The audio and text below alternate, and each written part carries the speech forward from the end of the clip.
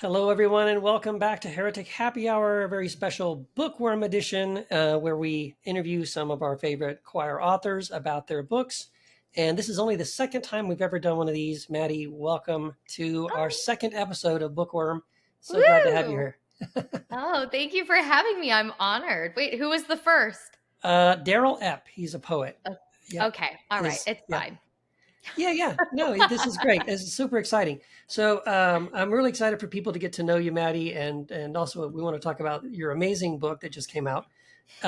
So let's start off by just helping our listeners know a little bit about you, and who are you, and why did you write this book, and all that.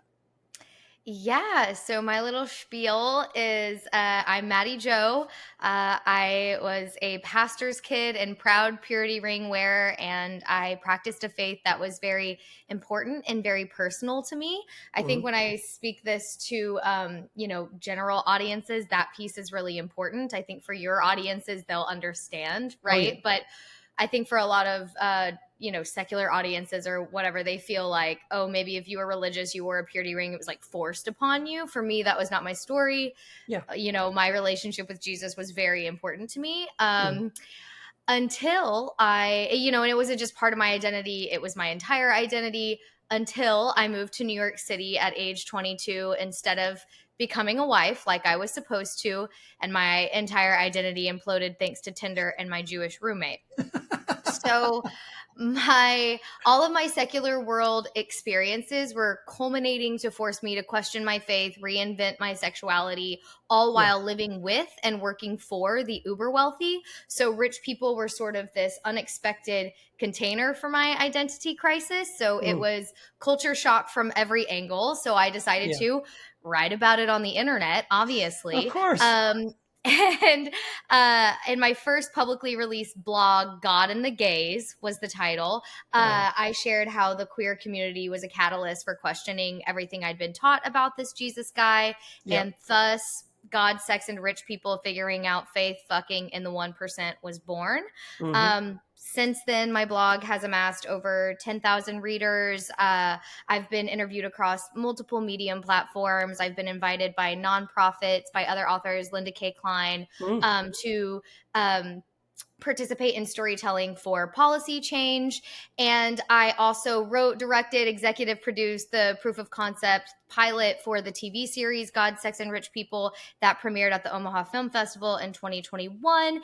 And it is still in development. The pitch for that TV series just won the Audience Choice Award at the Yale Innovation Summit.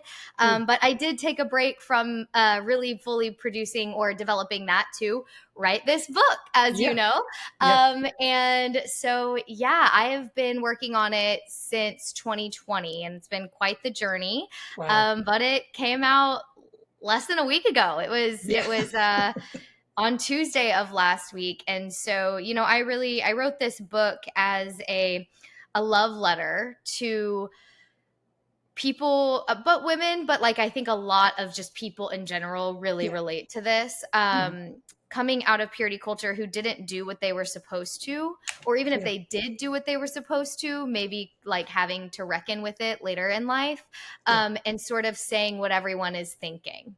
Yeah. And since I have the geographical privilege, I don't have a community of evangelical world. I don't live in a very conservative community. All of that, I kind of use my New York City privilege to say what everyone else is thinking. Yeah. So I just really, my goal with this book was just to make people feel seen and that they could laugh at, Yeah. at the hard stuff, but without you losing the gravity of it, of the difficult stuff. Yeah. Well, I think that's wonderful, and I think I don't think you mentioned it when you were talking about this pilot that you executive produced and Hmm. directed and wrote. You starred in as well. Hmm. Yes, Yes, exactly. sorry. Yes, I did also star in it. I just Yeah. wanted you left something out there that was pretty important. Yeah, Um, yeah, thank you. Yes, actor, author, shameless oversharer. So yes, yes, I am an actor and I did act in that as well. Yeah. yeah, yeah, and it's really cool. We were so excited when Choir we first started talking with you about the book and getting to know you, and so we're super excited about this book and just also this so much that you bring to this, right? Just anyone listening to this is like, oh yeah, she didn't just write a book. You've done so many other things, and you're doing many things at the moment. Like I just again another little plug, but you did a BMW commercial that I saw on television. It was like, Oh yeah. what the hell? I know her. That's so cool. Um, Yeah. so that's really cool. So when you wrote the book, or maybe let's back it up even more. So you were raised in this. This is part of your story. I think a lot of our listeners will really resonate with, right? Raised evangelical, pastor's kid, and again, as you said, like you weren't rebelling necessarily against this stuff at the time. It was like, no, this is life, and this is the way things are, and this is my world, and all those things, and kind of buying into and participating, without any major red flags on some of this stuff until you moved away, and then you moved to New York. So can you give us a little bit of like, what were some of the first major things that happened to you when you moved to New York that made you start to really question some of those things that up to that point you had taken for granted and thought, well, no, this is the way things are? Yeah. So it happened a little like the questioning of the culture happened a little bit before that. I went Okay. to I went to school for theater. So naturally I was around lots of LGBTQ Yeah. folks, right? And that's why my first blog was called God and the Gays. I Yeah. actually released it when marriage equality passed in 2015 to talk about my relationships with queer folks, being sort of the first time I was like, maybe my pastors don't know what they're talking about, because it Yeah. just didn't, these people were who I felt the most understood by, right? For the first Yeah. time in a theater community, I could just be fully expressed, fully myself. I wasn't the loudest personality in the room for the first time in my life, you know? And they were really my I call them my weirdo compadres, Yeah. and then I had, everybody else outside of that telling me that sort of, hate the sinner, not the sin. Yeah. And I was like, but the thing that I like about them is that they're not normal, whatever that Yeah. means, right? Yeah. It's like they're not falling into line and into whatever they're supposed to be. Yeah. And then on top of that, like I knew a God of abundant love, of Yeah. overwhelming love, of, Yeah. that was like my spirituality is what led me to have a relationship with Jesus and to kind of buy into all the other stuff. Yeah. And so I just couldn't, it just didn't, I don't know what's the word I'm looking for.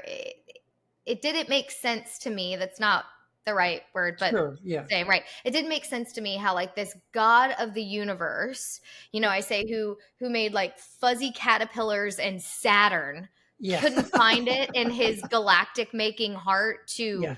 love gay people, but Yeah. no, they have to like first nix the butt sex before they can go to heaven. I was just like, it doesn't make any sense. Like, Right. and so that was sort of the first thing. And then, I talk a lot about this in the book. I had a experience with a missions organization in college that sort of pushed me a little further away from it all. I was like, oh my God, these people are crazy. Like, Yeah. and it just doesn't, I bought into it. I definitely bought into it. But when I stepped back, I was like, but I don't buy into it. Like my Right. soul is telling me everything about it is wrong, right? But Yeah. like there's such a glorification in evangelicalism of denying yourself, your knowing, your desires, all of Yes. that. So I just thought like, oh yes, but it's like very hard to live exactly as Christ calls us to live. So I guess I have to like move to Indonesia and be a missionary, even Yeah. though I really just want to move to New York and be an actor.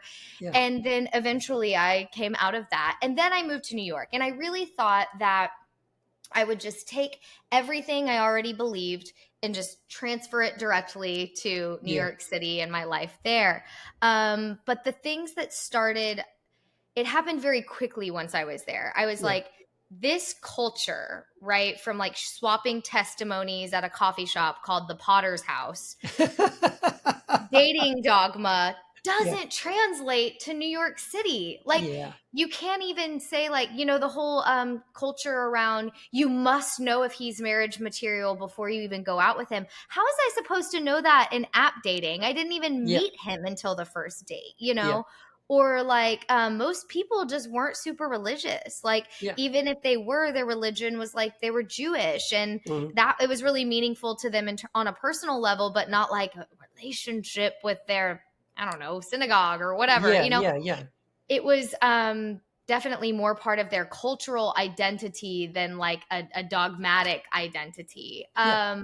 And so yeah, I guess it was dating, it was conversations with people, like realizing, okay, even the colloquialisms of like Christian colloquialisms don't Yeah. translate. Like if you tell people in New York you're going to a worship service, they're like, oh, so hot yoga? Like they don't know. And so it was just like, oh, because none of it translated. And I was Yeah. like, so how can this truly be absolute truth if Yeah. it only works in a very like subset of a culture, right? A Yes. subculture. Yes. And then I tell this story in the book about how I mean, I won't give it away, but I had this story with my roommate who basically called me out on being like very Christian centric. And Yeah. then he suggested a bunch of books for me to start reading. And the first book was Zealot by Riza Aslan. Oh, And wow. then from there, I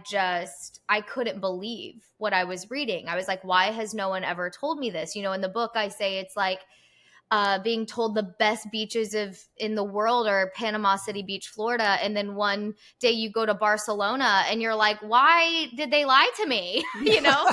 It was like there was a whole expansive world out there of scriptural knowledge and research about Yeah. Jesus and who he was as this figure in history that was so different and fully beyond what I had Hmm. learned in which was so frustrating, right? Because I felt like I had been like biblically bamboozled. Like Yes. they fed me this idea that I actually did know so much more about scripture than the average person because Yeah. I memorized it and I studied it, right? But it was from one specific perspective. And so Yeah. then I just went and I just like dove headfirst into scriptural criticism. I was like looking up what textbooks are they studying at Wow. Columbia Div School. Like Wow. I just went for it. And so Wow. my deconstruction wasn't just what was going on around me. It was very Good. methodical and Mm. very like didactic, I Yeah. guess. Yeah. And then I was just like, wow, I remember the moment where I was sitting in our living room looking out over Broadway and I was like, I don't think Jesus is who they told me he was. Yeah. And whether I want to or not, that truth is going to change everything about my life. Yeah. And then I just lived and this is kind of what the book covers, I lived for a few years in this like amorphous wasteland of just dismantled beliefs, but having no idea how to rebuild from there. Yeah.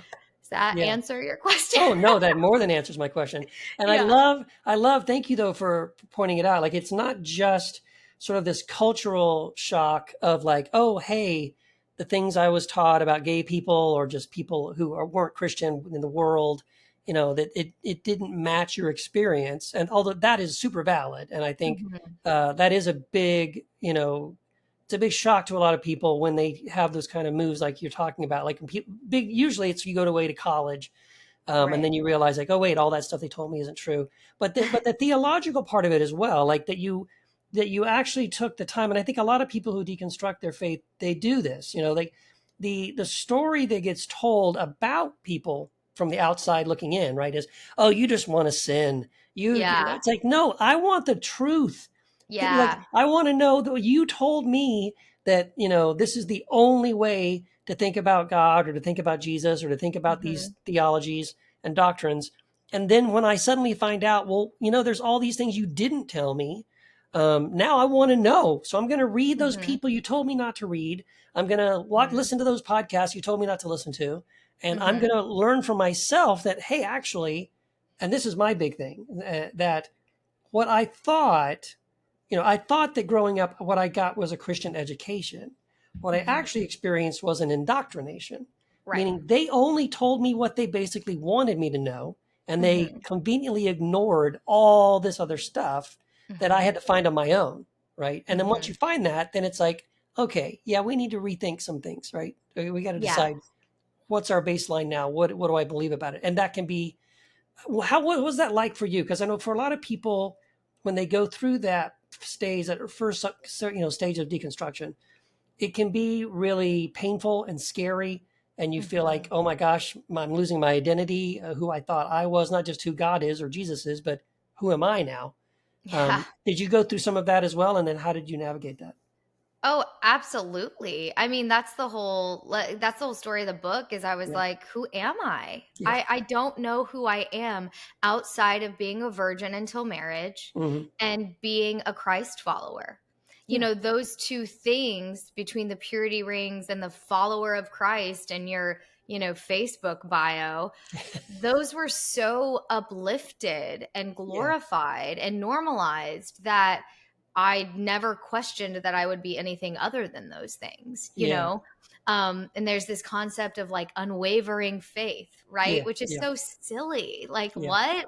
So as humans, we're just, and I talk about this in the book too, like, the reason toddlers have to take naps is because they're like not just learning they're learning new things all the time and they're tired, they're yeah, exhausted. And yeah, then as a grown up, when you deconstruct your faith or your identity, it's like not only are you learning new things all the time, you're unlearning yes, old things all the time, and yeah, damn it, you're tired. Like you're yeah, just exhausted.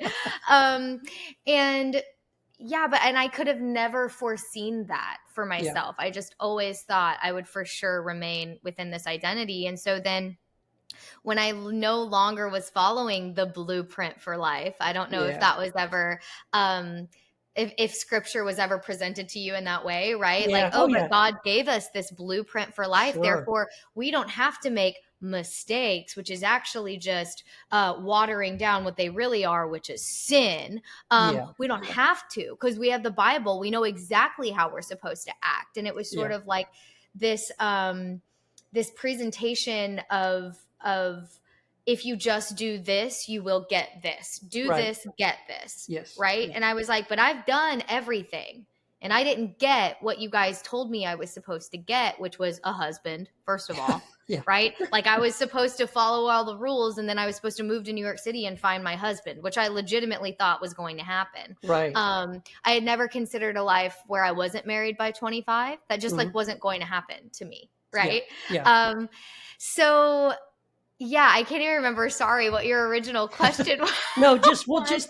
just going through that deconstruction, process, and it's painful and confusing, Yes. and how did you navigate that? Yeah, losing your identity. The other thing is that when I was going through it, so this was like 2013 to 2015, so like pre-Trump, right? Pre this whole hashtag deconstruction, hashtag ex-evangelical, hashtag purity culture dropout, none of that existed Yeah, when I was going through sort of the hardest part of, I call it dismantling, hmm, um, and then rebuilding. yeah, And so I felt so alone. And that's another reason why I started writing my blog is I was like, yeah, I really can't be the only person who's going right, through this. yeah, Right. yeah, And now obviously there's a huge movement for it. But I mean, I just felt so alone.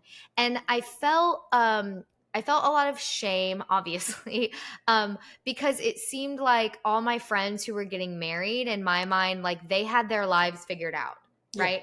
They yeah, got married, they moved in together, they moved to like Little Rock or wherever, Dallas, and they got their cute apartments, and then they were both like doing their jobs and whatever. And meanwhile, I'm like, I am drunk on a Tuesday in South Slope, Brooklyn, and I don't even know this guy's name who I'm on a date with. Like yeah, I didn't, I also felt sad because I felt like I was losing access to God because yeah, I wasn't behaving the right way. yeah, So, yeah, I just felt alone spiritually. I hmm, felt like no one in New York City could conceptualize what I was going through. I yeah, didn't feel like I could share it. Like I couldn't open up about it on dates and whatnot because everyone would just look at me like an alien person. yes, So yeah, that was really painful. And the way I mean, I said this the other day on an Instagram live with Brian Recker. Deconstruction really is just the phases of grief.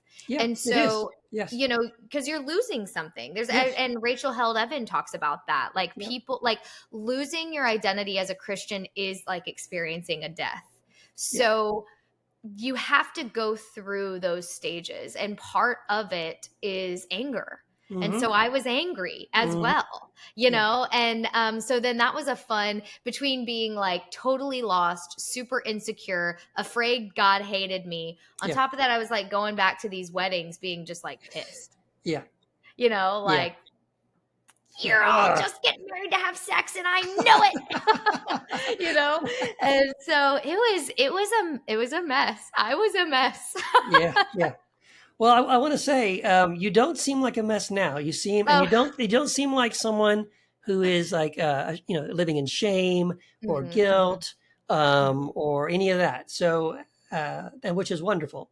So mhm, you went through this, and I love that you were blogging and so you kind of were doing this out in the open, at least for people on the internet who were following your blog. And I'm mhm. sure a lot of people were resonating with what you were saying, like, "Oh, thank you for saying that. Oh, I feel the same way." Right. So you Right. start to get a little bit of support and community around that. So it becomes a thing where it's not just you need community, so you're writing to hit. Does anybody else feel this way? But then as they're responding, okay, well now I'm helping them as well, right? So there's this little Mhm. thing that's happening.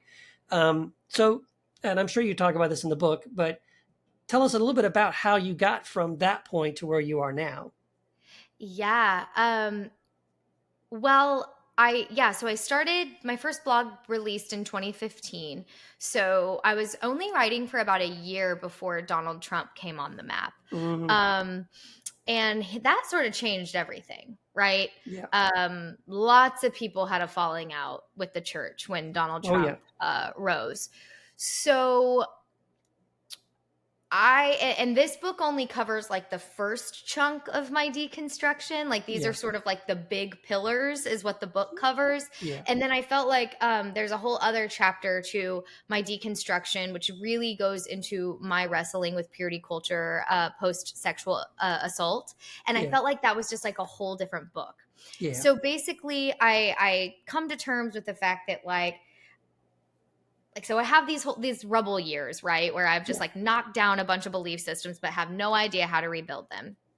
And then I go through sort of like a self-help phase where I am like, I call it in the book, I call it my bibliotherapy book. Like I Yeah. am, or phase. I'm like reading every self-help book on the planet and I'm implementing it all and I'm making the vision boards and doing it all. And I really do like drastically change my life. And I Yeah. realized that I realized the degree to which I was living, in shame and self-hate and how much evangelicalism plays into that and how much Yes. I just felt like my whole life was a system of reward and punishment and I Yeah. didn't have actually any say in my life. And so then I get to this place where I'm actually like feeling very confident and good about where I am in my life and and I have a lot of clarity, right? I've come Yeah. out of this fog and I have a lot of clarity. And then Donald Trump gets elected and then 2 days later I am raped on a date. Yeah. And then I go to Planned Parenthood, and that's a big part of my story is Planned Parenthood. I went to just like go get tested, and they were like, well, nothing will show up for another couple of weeks, but we're going to pair you with a social worker and a doctor. You just need to get to Mount Sinai in the next 48 hours. Yeah. So then I did. And I did all that, but then I didn't reach out they offered me a therapist, a sexual trauma therapist, but I didn't reach out for months because I Hmm. was like, if I call it rape, then I have to deal with it as rape. And I just don't want it to be real. I want it to go away. Yeah. But then, like 4 or 5 months later, I had like a total meltdown. I didn't know what was wrong with me. I reached out to my brother. He's in the book. Eddie is his name in the book. And he encouraged me to get in touch with the therapist. And this was at a time when therapy was not trendy, right? Yeah. This is like Me Too had just happened. Hmm. Like it wasn't, and I was at a place where I was like, I will never tell anyone about this Yeah. because I had been speaking publicly on the internet about sex and I just could hear all the voices being like, well, what do you think was going to happen? Right. Like as Right. if me talking about sex means that it's okay that someone raped me, right? But Yeah. like those were the narratives that I was up against. Yeah. Um, And then I got into sexual trauma therapy, and my whole life changed. And through my work with that therapist, I realized just how cellular this purity culture stuff really is, and how much of it I was still living by. Yeah. And with the help of a professional, I was able to undo a lot of that. And Yeah. I still see that therapist to this day. Yeah. He not, not necessarily for sexual trauma, but just like in general. Mhm. And so that chapter from like 2016 to 2019 was like another overhaul Mhm. of me trying to like figure out this, stuff, and then like put it into practice, because I was fearful for a long time. I didn't want to date. I didn't want to be around men. But Sure. then eventually I was like, well, if I want to get married or be in a partnership at some point, and then alongside that with therapy, I hired a creative career coach. So I was able to really figure out like, what is this Mattie Jo path that I'm trying to go for as an actor? I didn't even call myself a writer at the time. She sort of helped me craft that. Huh. And then just over time, I got through, reading dating books and listening to Mm. the self-help podcast and in therapy and all of that. I just, eventually got to a place where I was just like, I'm just very sure of who I am. Yeah. And I'm very confident in who I am. And I had the tools to traverse sort of anything and the support from Yes. mentors and whatever to traverse any of this stuff that goes on. But I think it takes a lot of lived experience, a lot of support, Mhm. and a lot of like actually taking the information and then implementing it to now be in the place where I am now at 34 years old, where, I am in a very happy relationship that is on my terms. Good. And I have a book out, and I don't Yeah. really live in shame. And definitely not about sex, Yeah. like, and maybe about other things like, eating too much sushi, but like, I don't know, but not about sex. So yeah, that's sort of the not so spark notes version of Yeah. how I've landed here. Yeah. Well, and it's really the wonderful where you are now, and I think that you're in a place now where where this book, I think is going to speak to it's going to speak to a lot of women that are really, as I said earlier, are really going to resonate with your story, and maybe not all of it, but you're in a place where you have such a confidence that you can talk about some things Mm-hmm. that probably would be difficult for a lot of other people to even talk about, right? And Yeah. having that confidence to say those things, I know that means a lot, right? It's you have a voice now. You've sort of found a voice now Mm-hmm. um, that is going to resonate with people that are really needing to hear someone like you say the things that you're saying. Yeah. Mm-hmm. And I think one thing that's been really surprising about this is like, I did not expect this part, is that people are looking at me like physically, also with my partner, like, success, if you will.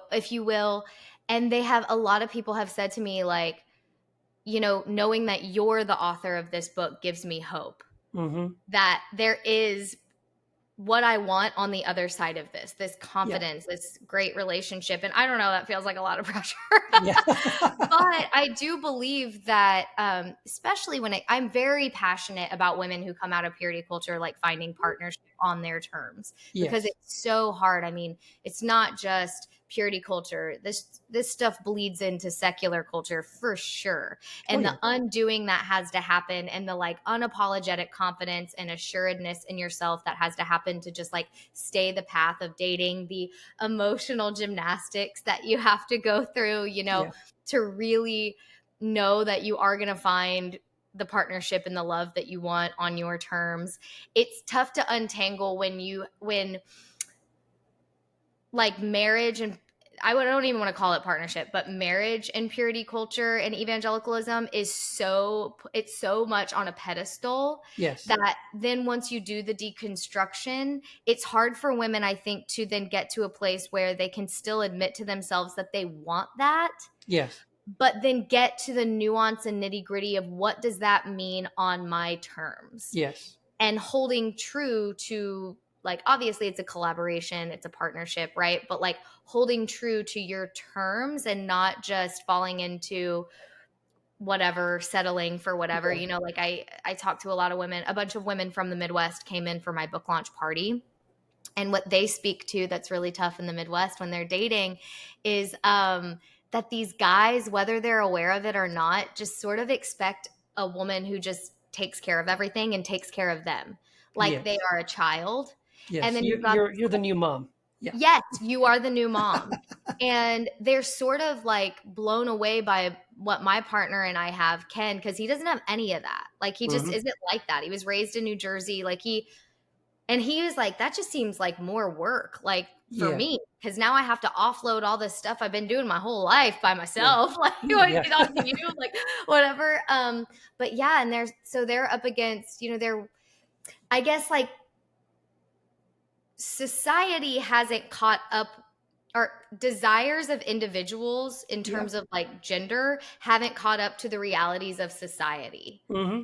and both for women and for men, but particularly in areas and regions of America where religion is such a big influence. Oh, And yeah. so, yeah, I do hope that I can be a little bit of like hope for people reading Yeah. this book, because I am so passionate about like, no, just like stay your path. That is the Yeah. only right one.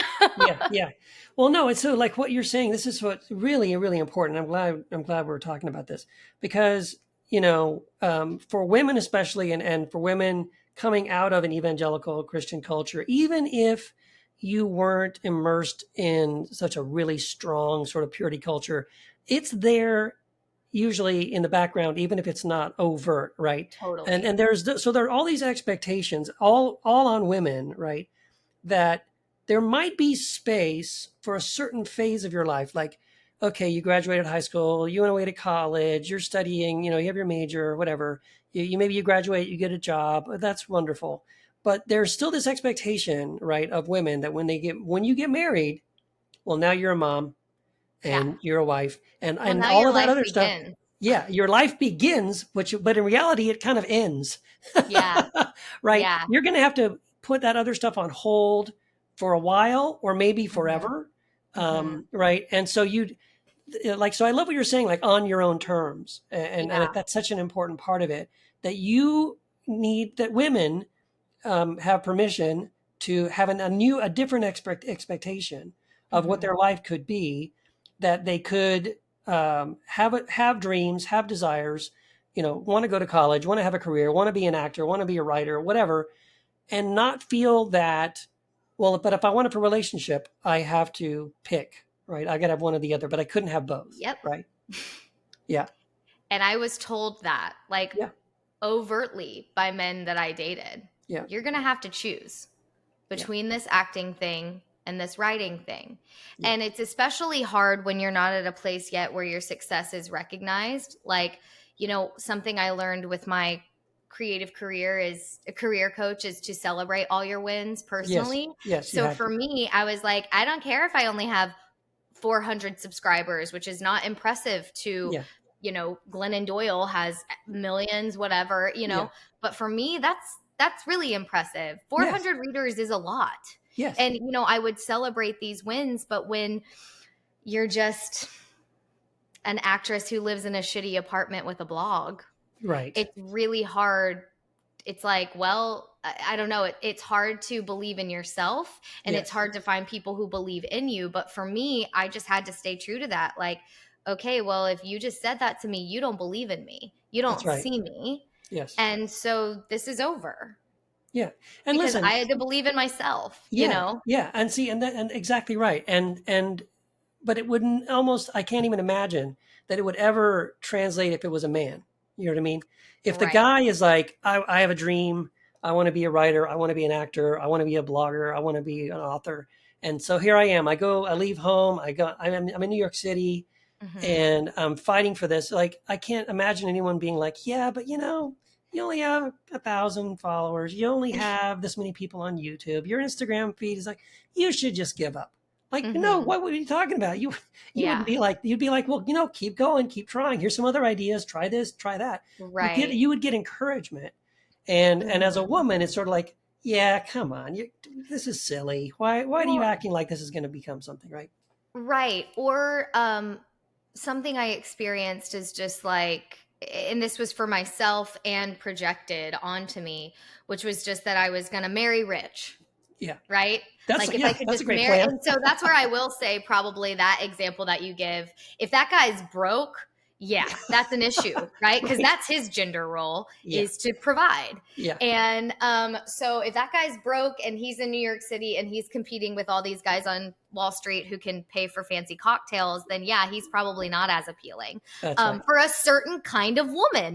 Yeah. But another certain kind of woman who's like paying her own bills and doesn't care Yeah. is like, that's amazing. I think that's, oh, tell me more about that. Yeah. He's Right. paying So like, his bills and you're paying yours, and then you could still be together. Yeah. totally. Yeah. So for me, that was another thing. I dated this guy who sort of wanted to like swoop in and save me financially. He was really wealthy. He came from money, whatever. And my mom was like, I mean, you've just worked really hard to be where you are. And now you're just going to give up all of that and move away with him. Wow. Like, and so I'm so grateful that I have my parents who Yeah. are just so wonderful, who spoke that truth into my life, because I felt it, but I didn't know how to name it, Yeah. Yeah. And now being in the relationship I'm in, that's like truly egalitarian, like, which is sometimes annoying. I'm like, could you just be the rich guy, But like, no, but I love it. I love it. Yeah. And yeah, and so I think there's also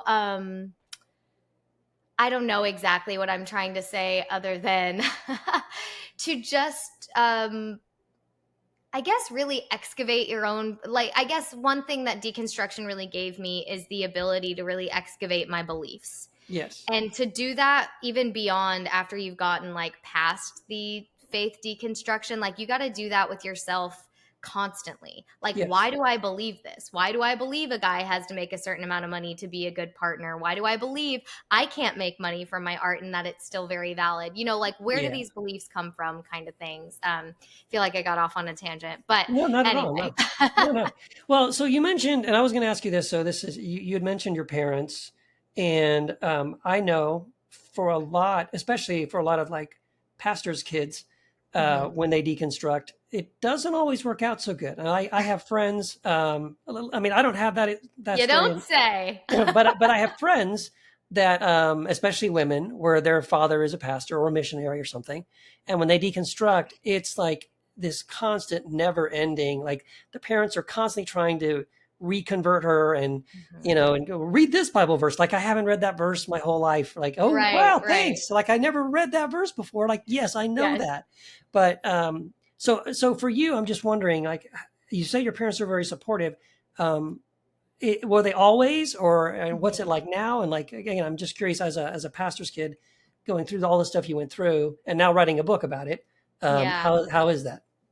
Yeah, so my parents, what I do say in the book is my parents believed in a God of love and compassion and love without boundaries. Good. And they loved us like that, Mm. And so at home, that is what we learned and that is what was modeled for us. Also, my parents got pregnant before they were married. Okay. So and they were both at Bible college. Uh-huh. So they each experienced a decent amount of spiritual side eye themselves. Yeah. So I think they had this empathy for that. Like Yeah. they were like, who are we to judge? Like we have been judged. Yeah.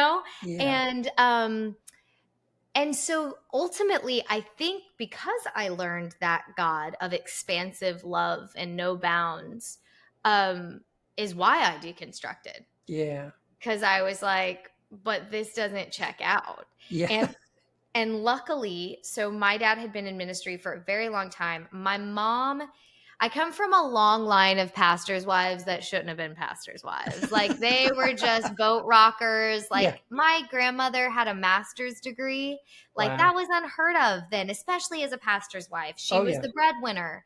Hmm. Like and then my grandma Mattie, who was my great grandma, oh my God, people just tell me stories about like what a hoot and a half she was. Yeah. And just didn't, they weren't demure Yeah. Women. They were not a quiet and gentle spirit, Yes. and they were forces. And so, Yeah.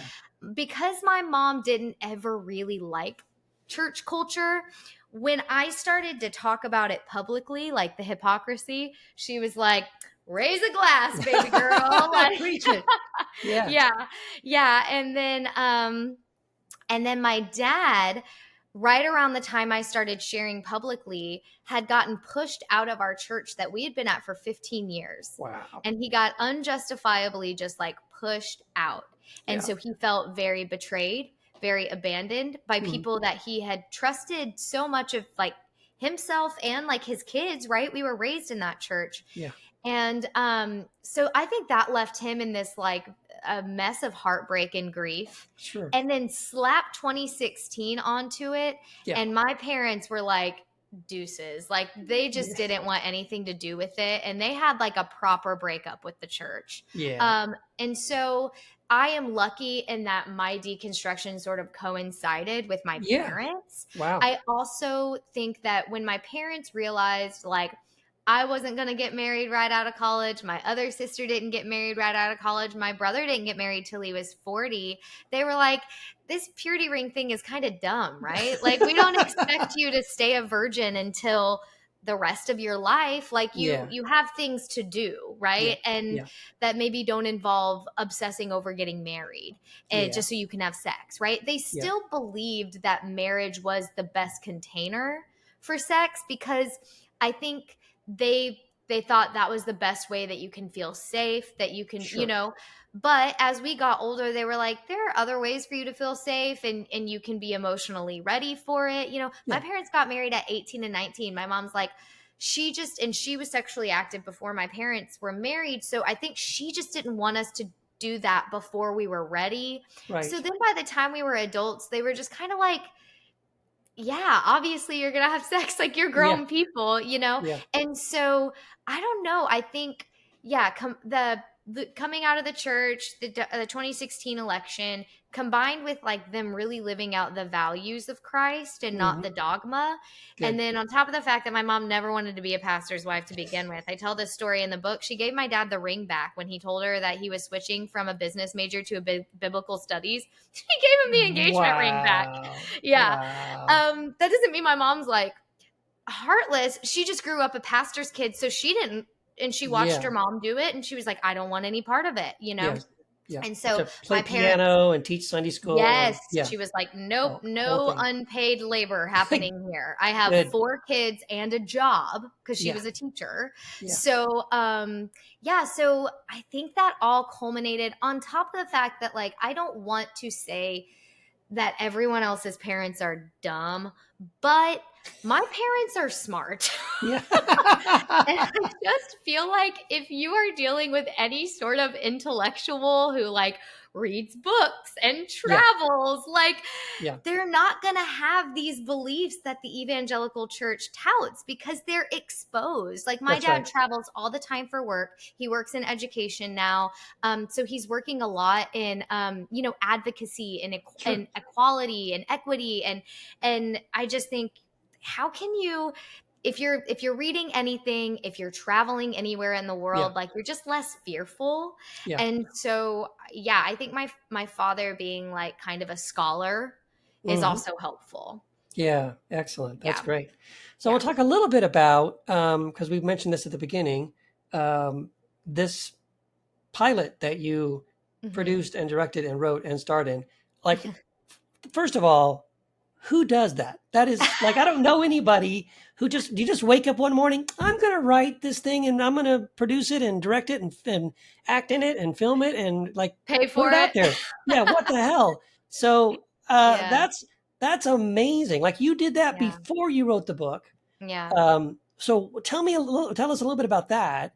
And it's the same title, right? God, Sex, and Rich Yeah, People. God, Sex, and Rich People, though we have to clarify for Matt, I did make the title of the the pilot before we settled on the Oxford comma and the word and. Okay. So the pilot doesn't have the Oxford comma, or it does, and it has an ampersand or something. And I remember it being a whole conversation of like, let's clarify, we're getting rid of the ampersand, we're adding the Oxford comma. Yeah. He gets hung up on that. I personally am not a big fan of the Oxford comma, and he and I argue about that all the time. I'm a big fan of the Oxford comma. Well, then yes. There you go. Okay. To quote Vampire Weekend, I give a fuck about the Oxford comma. Okay. There are memes about it too. Anyway, right. Matt and I like send them back and forth. So I had a vision for this becoming a TV show, God, back in like 2019. Mm-hmm. And I started, let me try to spark notes this too. Yeah. I didn't know what I was doing. I just sort of tried to like piecemeal it together based on my experience being on other sets and whatnot.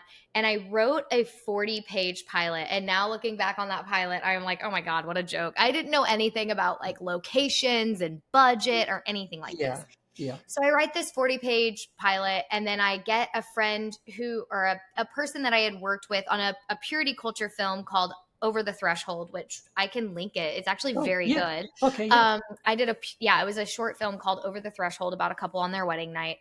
And I asked him if he wanted to collaborate on it, and he could be the director and his production company could do it, and da-da-da-da. So I work with them on it, and then the pandemic happens. So obviously it all gets paused, whatever. And then I start to write my book. I do that for about a year. I get a publishing offer that I ultimately end up turning down because it was a very bad publishing offer. And I feel like I could speak a lot to like what is a good publishing offer now and what isn't. And then I was very heartbroken. So I was like, let me revisit the pilot. Yeah. And then I met in the meantime a guy that I actually ended up dating, and he was a filmmaker. Like he had made lots of films. And when I gave him the script, he was like, who are you having do this? Da-da-da. And I told him, and he was like, no one should do this except for you. Right. You should direct it. Yeah. This is a brilliant script. Yeah. You should direct it. You should produce it. I was like, I don't know how to do that. He was like, you have exactly the right personality to figure it out. That's great. Like, that's just who I am, you know? Yeah. And so I was like, crap, now I have to fire this production company. And so then I did, and that was messy. He was not happy with me because he had poured a lot into it already in terms of just like creative energy, you know? Yeah. And then I ended up through my blog meeting with another group of creatives that they have a production company down in Austin. Long story short, I end up collaborating with them with the agreement that I am going to produce, which basically means like I'm going to raise the money, or I'm going to give the money. I didn't raise the money. Pay for it. It was just my money. Yeah. I'm going to direct it. She was going to co-direct with me. They were going to edit it. They were providing the director of photography, so the camera guy. So it was a collaboration, right? I do want to give them what's owed. Sure. But I paid for it. I started, I cast it. You wrote it. Yeah. I wrote it, and we got it down to an 11-page script. So if I would have done the 40-page script, it would have been like a mini series. Yeah, exactly.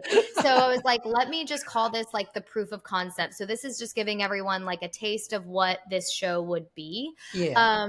And so that's what we ended up doing, and we did it in November of 2021. So we were still just coming out of the pandemic, and luckily I've been in the industry long enough that I have incredibly talented actor friends. So like the guy who plays Steven in it, his name's Charlie. He's currently playing Andy Roddick in this new show Clipped on Hulu. And I got like amazing actors for it, which was wonderful. And oh, this is my favorite story. My line producer, I met her on set of a commercial I was shooting for an erectile dysfunction medication. That is a great story.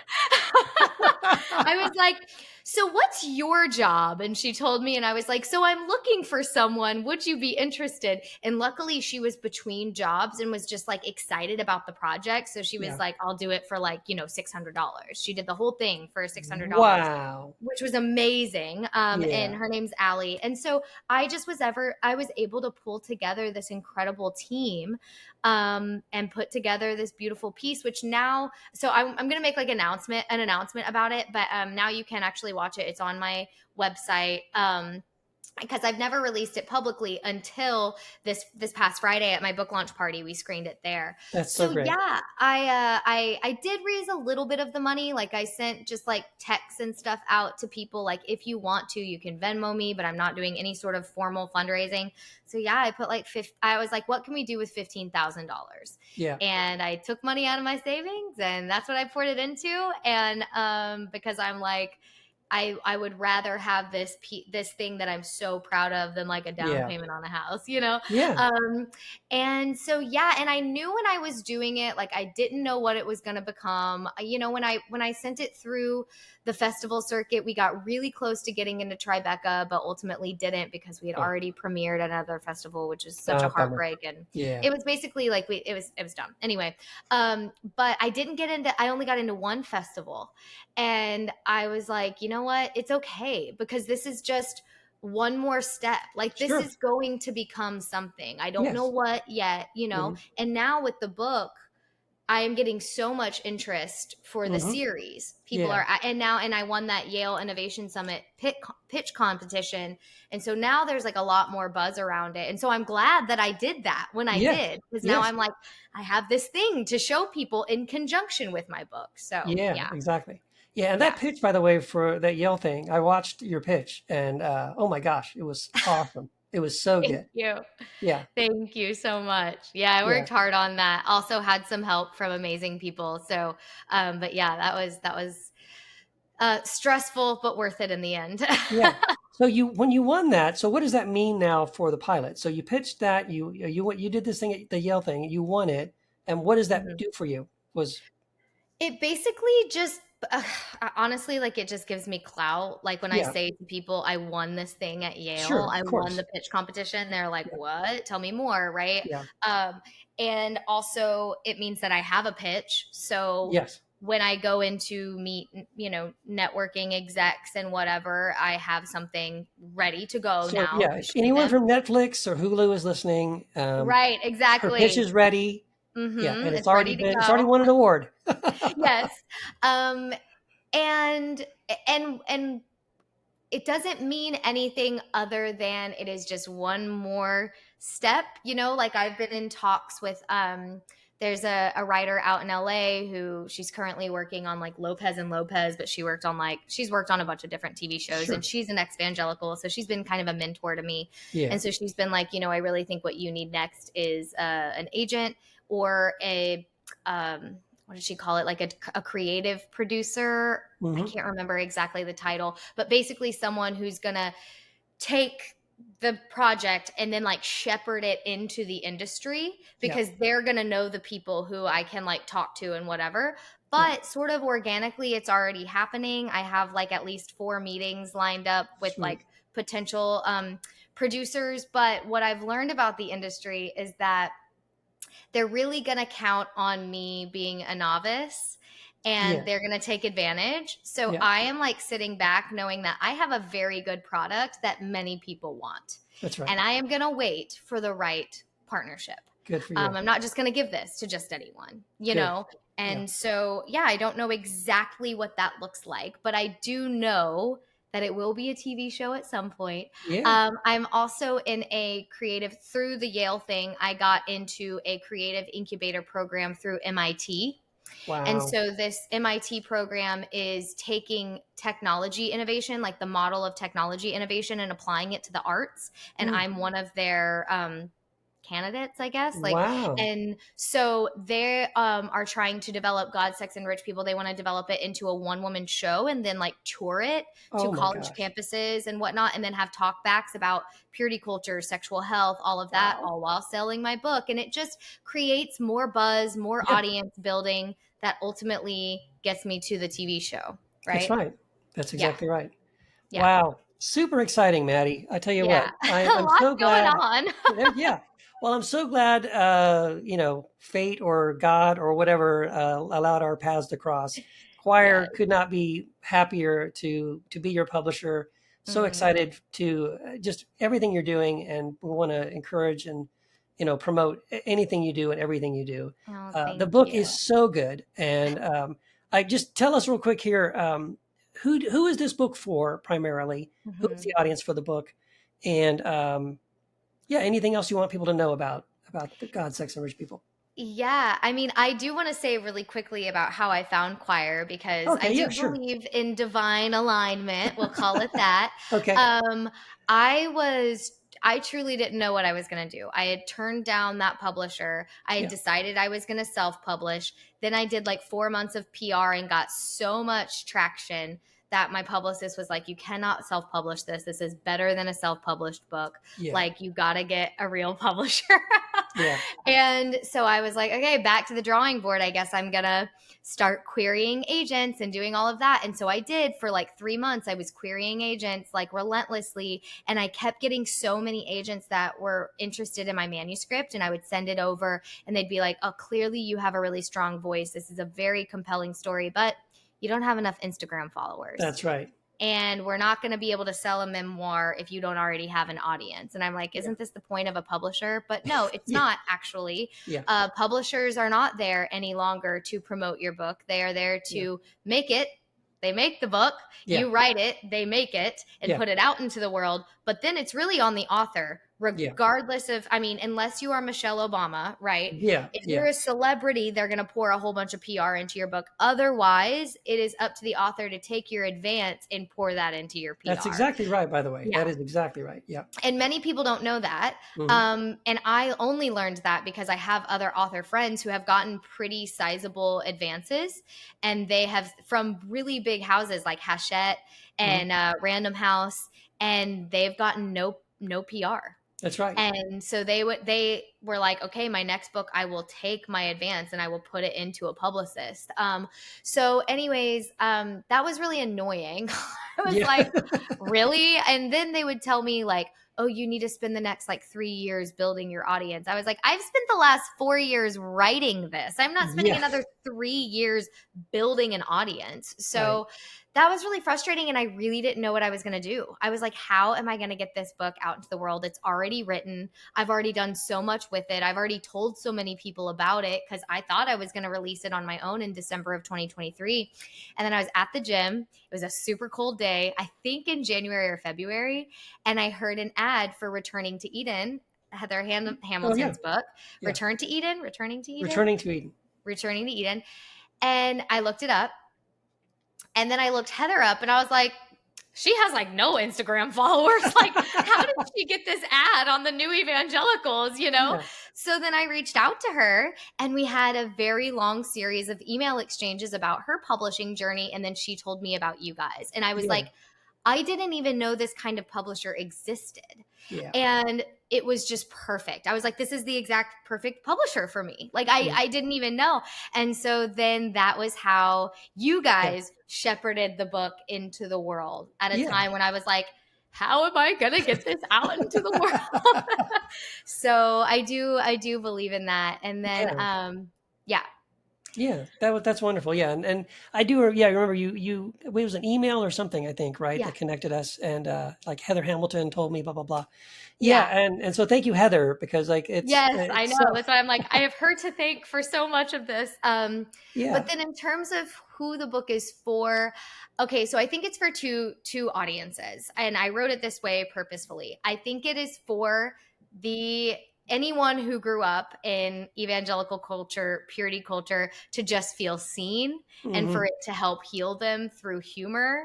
yes, And also just like putting certain people on blast. Like I had someone reach out to me today and was like, I'm reading the footnotes and they're so much fun. And they said, you putting Pete Newman on blast is something yeah, is the healing I didn't know I needed or something like that. And I was like, I like to think I am very gracious in my book for many people. Kanakuk camps are not an organization that I will be ever Yeah. grateful towards. Yeah.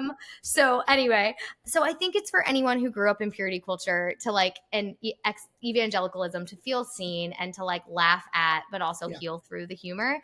And Yeah. then also I think it's for anyone who didn't grow up in it, but is interested, and they will learn a lot. That Yeah. is, I mean, that's the one piece of feedback I've gotten from people who didn't grow up in it, especially from my event on Friday. They were like, what an education. I didn't Yeah. realize how social justice oriented this really is. Mm-hmm. And so, yeah, I would say those are my two. Excellent. Yeah. Excellent. Well, I highly recommend the book, not just because I'm one of the co-publishers, but I mean, the fact we wouldn't have co-published it if we didn't believe in it, right? So, Right. yeah, and a huge fan and believer in you, Mattie Jo. You're Oh, our thank Michelle you. Obama. Uh, Oh, thank you. so, Oh, that's amazing. What a compliment. yeah. Well, tell people, but I mean that. So tell Yeah. people, you mentioned your website, so tell people how to Mhm. find you online, and then you're on Instagram and all those other things too. Yes. So Mattie Jo Cowsert, MattiJoCowsert, is Instagram. That is where you will find every immediate announcement. Hmm. That's usually where I usually make announcements to my blog readers first, or my subscribers. I will say my subscribers Sure, first. sure. So you can subscribe at my website, MattieJoCowsert.com. Hmm. All my news is there, all my PR. Like I've done tons of podcast interviews at this point. The New Evangelicals, Brian Yeah, Recker, Erica Smith. I did a with Girl Boner Radio, yeah, Indoctrination. Talking politics and religion without killing each other. Like there's a yeah, lot on there. So, yeah, or if you just want to like read an interview, I did an interview with Gold Comedy. So there's that. And then all of my like acting stuff too, if you're interested in yeah. that. And then all of my blog posts and then selling channels. So you can buy the book on my website. And Hmm. then also like past, when you subscribe to my blog, you get a reader starter pack. There's also a purity culture resource guide on my website. Wow, So yeah, you can excellent, check it excellent. out. Yeah. Well, I Yes. encourage all of our listeners to do all of those things. Go and follow Mattie Jo. Be sure and pick up the book, God, Sex, and Rich People. It's on Amazon and anywhere you buy books, you should be able to get a copy of it. And it's definitely worth reading and sharing. It is funny, it is moving, and shocking and surprising in all the best ways. So thank you, Mattie. Thank you, Keith. Thank you so much. All right. Take care.